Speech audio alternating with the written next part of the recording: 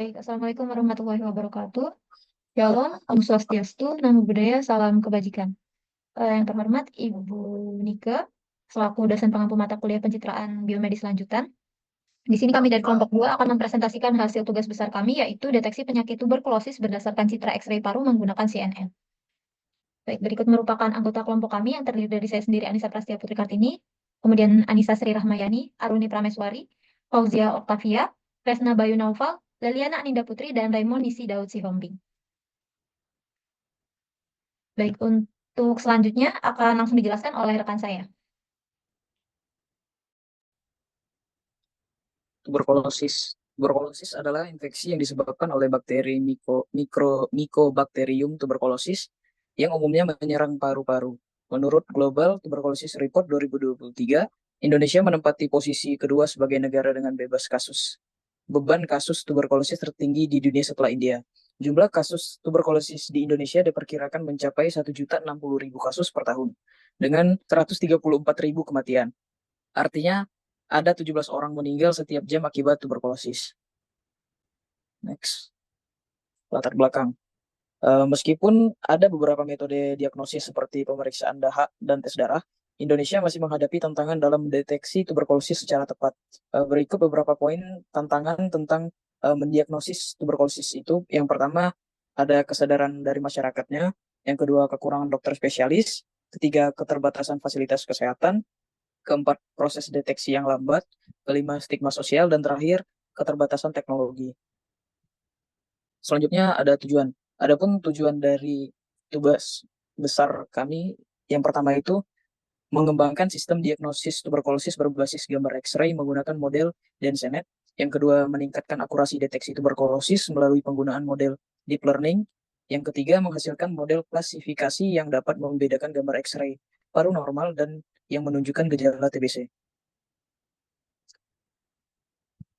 Berikut beberapa poin tentang pengertian, manfaat, serta fungsi, dan bagaimana cara CNN itu bekerja. Yang pertama itu, CNN adalah salah satu pendekatan deep learning yang telah terbukti efektif dalam analisis citra medis.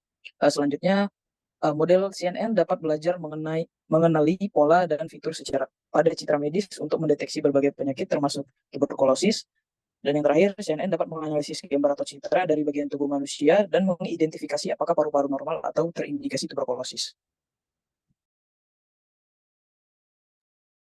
Baik, selanjutnya yaitu metode penelitian dari tugas besar kita ini. Yang pertama yaitu pengumpulan data, yang kedua splitting data, yang ketiga pre-processing, yang keempat training, yang kelima testing, dan yang terakhir yaitu evaluasi.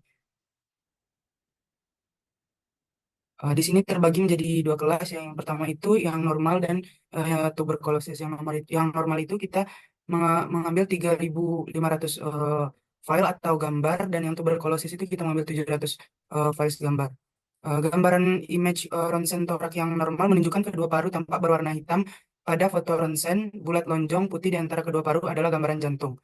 Pada image penderita TB, tampak bercak-bercak putih kecil yang tersebar merata terpisah berukuran seragam di kedua paru pada pasien tuberkulosis. Baik, ini splitting data. Yang pertama itu ada data training, di mana 62,84% total data, di mana 700 citra kelas normal dan 699 citra kelas tuberkulosis.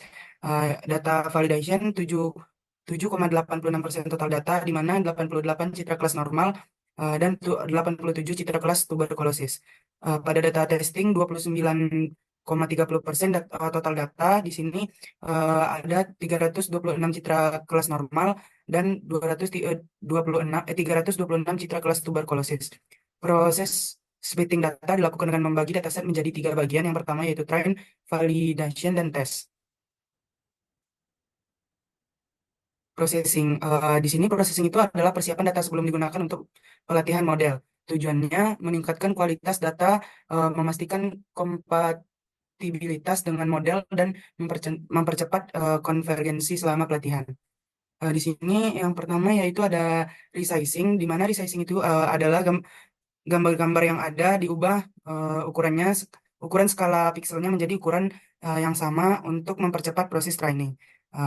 Selanjutnya normalization, yaitu menormalisasi nilai piksel gambar ke rentang 0 sampai 1.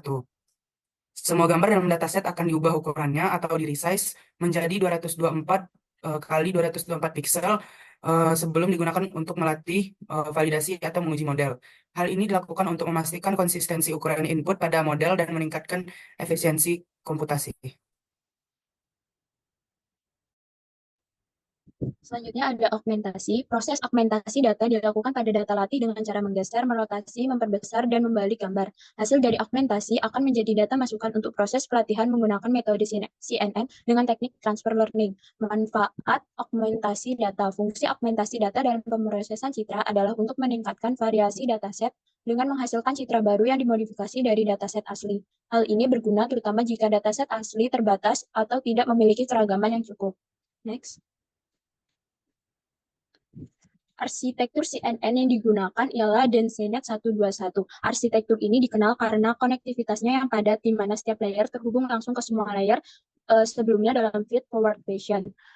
Dan memiliki 121 layer termasuk layer konvolusi, layer pooling, dan layer dense. Komponen DenseNet 121 yaitu ada dense block yang memiliki 4 dense block. Setiap layer berisi beberapa layer konvolusi. Transition layer digunakan untuk mengurangi ukuran feature map dan mengontrol jumlah parameter. Classification layer terdapat pada pooling global dan layer dense untuk klasifikasi.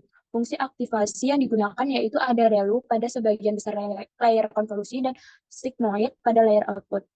DenseNet 121 menggunakan average polling di dalam transition layer dan global average polling sebelum layer klasifikasi. Average polling digunakan untuk menghitung rata-rata nilai pixel dalam suatu area dan global average polling digunakan untuk menghitung rata-rata nilai pixel di seluruh feature map.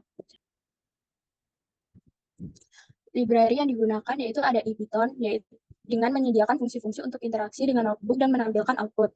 Random digunakan untuk menghasilkan angka acak. NumPy, library fundamental untuk komputasi numerik di Python.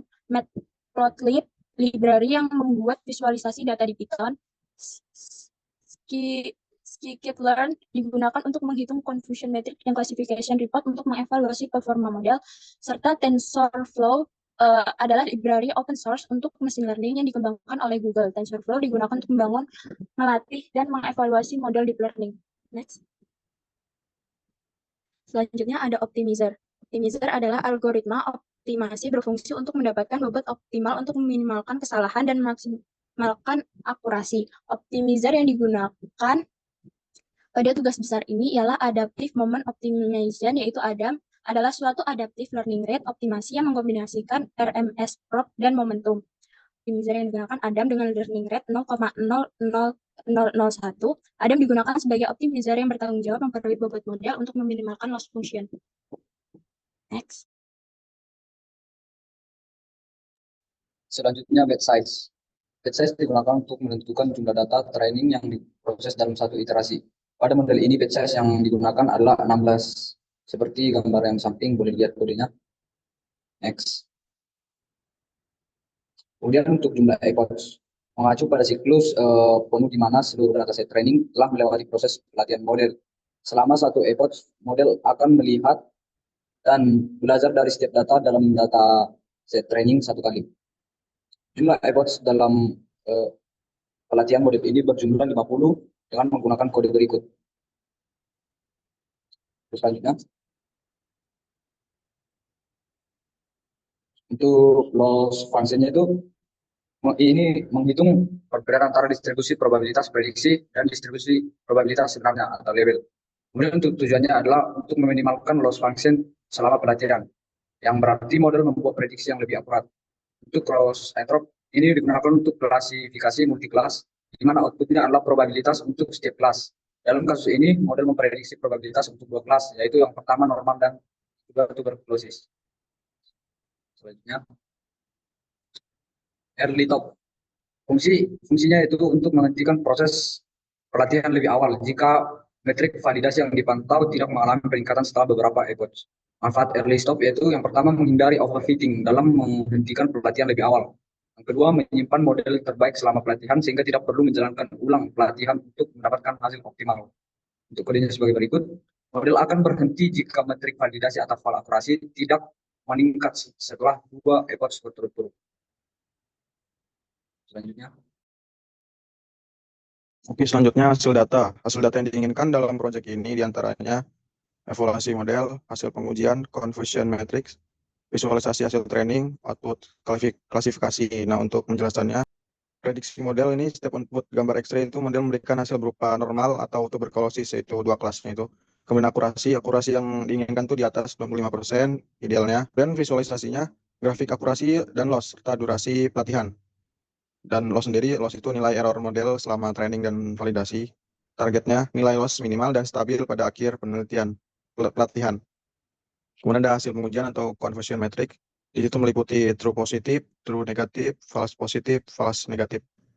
Selanjutnya. Nah, ini adalah bentuk prediksi model dalam bentuk programnya. Untuk kolom kode pertama ini menampilkan definisi fungsi plot underscore prediction. Nah, itu berfungsi untuk visualisasi citra, label asli atau label sebenarnya, dan label yang akan diprediksi.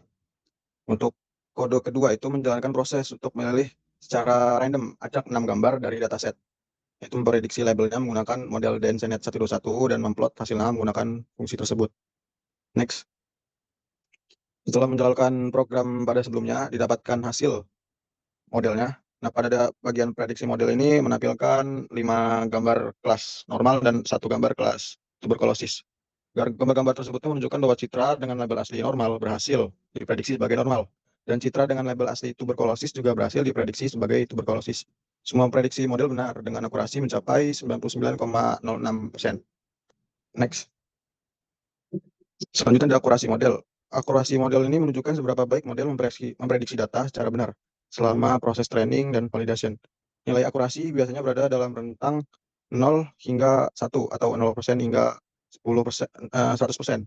Nah, pada gambar di samping menunjukkan grafik untuk sumbu X. Sumbu X ini menunjukkan epoch. Itu mempresentasikan jumlah iterasi pelatihan model. Misalnya jika grafik menunjukkan hingga 7 epoch, berarti model dilatih selama 7 iterasi penuh. Kemudian sumbu Y itu akurasi. Itu akurasinya 0% hingga 100%. Semakin mendekati 1, maka semakin baik performa model dalam memprediksi data. Kemudian ada garis biru, itu menunjukkan tren akurasi. Menunjukkan akurasi model pada data pelatihan. Grafik ini meningkat seiring bertambahnya epoch karena model belajar lebih banyak pola dari data. Lalu ada garis orange, itu menunjukkan validation akurasi. Menunjukkan akurasi model pada data validasi atau data yang tidak digunakan pada pelatihan. Grafik ini memberikan indikasi seberapa baik model akan bekerja pada data yang tidak dikenal.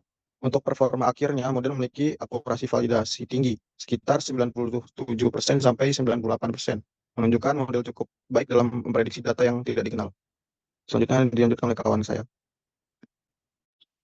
Baik, kemudian selanjutnya yaitu ada model loss. Grafik loss menunjukkan jumlah kesalahan prediksi yang dibuat oleh model selama pelatihan dan validasi. Jadi, semakin kecil nilai loss, semakin baik performa model. Tujuan utamanya adalah untuk meminimalkan nilai loss, yang berarti model dapat memprediksi dengan lebih akurat. Dapat dilihat pada gambar di sebelah kanan, ada 2 grafik, yaitu ada grafik training loss dan juga ada validation loss. Pada grafik loss, selama pelatihan menunjukkan penurunan signifikan pada awalnya dan cenderung stabil setelah beberapa epochs. Hal ini menunjukkan bahwa model belajar dengan baik dari data latih. Kemudian, pada validation loss validasi juga mengalami penurunan, tetapi lebih lambat dibandingkan training loss. Stabilitas nilai ini menunjukkan bahwa model tidak mengalami overfitting. Jadi, nilai loss yang lebih kecil dan stabil di akhir pelatihan menunjukkan bahwa model berhasil mengoptimalkan bobot untuk meminimalkan kesalahan dalam memprediksi. Mungkin bisa next. Baik, kemudian selanjutnya itu adalah hasil model. Model yang kami gunakan yaitu DenseNet yang kami gunakan memiliki performa yang sangat baik dengan akurasi validasi mencapai 99,06%. Pada akurasi, model menunjukkan kemampuan tinggi dalam membedakan gambar X-ray kategori normal dan tuberkulosis. Kemudian, hasil evaluasi juga menunjukkan model memiliki error yang rendah. Nilai precision, recall, dan F1 score menunjukkan performa yang optimal. Penggunaan early stop juga membantu dalam mencegah overfitting pada model. Mungkin bisa di next. Untuk yang selanjutnya yaitu convention matrix. Convention matrix ini digunakan untuk mengevaluasi performa klasifikasi model dengan membandingkan prediksi model terhadap model sebenarnya. Matriks ini terdiri dari 4 komponen utama, yaitu yang pertama ada true positif atau TP, gambar tuberkulosis yang diklasifikasikan dengan benar sebagai tuberkulosis sebanyak 106. Kemudian yang kedua ada true negatif atau TN, gambar normal yang diklasifikasikan dengan benar sebagai normal sebanyak 104. Jadi tingginya nilai TP dan TN ini menunjukkan kemampuan model yang handal dalam mendeteksi kedua kategori tersebut. Untuk yang ketiga yaitu false negatif atau FP, yaitu gambar normal yang salah diklasifikasikan sebagai tuberkulosis, yaitu sebanyak 2. menunjukkan tingkat kesalahan rendah dalam mendeteksi gambar normal. Untuk yang terakhir atau yang keempat, yaitu false negative atau FN, yaitu gambar tuberkulosis yang salah diklasifikasikan sebagai normal, yaitu sebanyak 0. FN sebanyak 0 ini mencerminkan bahwa tidak ada kasus tuberkulosis yang terlewatkan, yang sangat penting untuk mendeteksi penyakit. Untuk yang selanjutnya mungkin bisa dijelaskan oleh teman saya. Baik, ini merupakan hasil training dengan batch size 16. Sini ada gambar tuberkulosis dan normal. Kemudian ini hasil validation dengan batch size kami variasikan yaitu 652. Dan ini hasil testing dengan batch size 16. Baik, untuk kesimpulan dari tugas besar kami, model Densenet 121 yang kami buat itu berhasil diimplementasikan untuk mendeteksi tuberkulosis melalui citra X-ray paru-paru. Model ini mampu mengklasifikasikan gambar X-ray menjadi 2 kategori, yaitu normal dan tuberkulosis dengan performa yang baik. Yang kedua, penggunaan model deep learning Densenet 121 berpotensi meningkatkan akurasi deteksi tuberkulosis. Hal ini dibuktikan dengan akurasi model validasi yang mencapai 99,06%, dan hasil evaluasi pada confusion matrix menunjukkan tingkat kesalahan yang sangat rendah, di mana false positifnya yaitu sebanyak 2 dan false negatifnya 0. Yang terakhir, model yang dihasilkan mampu membedakan citra X-ray paru-paru normal dengan true negatif sebanyak 104 dan gambar yang menunjukkan gejala tuberkulosis atau true positif sebanyak 106 dengan sangat baik. Nah, tingkat kesalahan yang rendah di mana FN-nya sama dengan 0 dan FP-nya 2 itu mengindikasikan keandalan model dalam membedakan kedua kategori tersebut. Baik, ini merupakan beberapa referensi yang kami gunakan dalam mengerjakan tugas besar ini. Baik, demikian presentasi dari kami.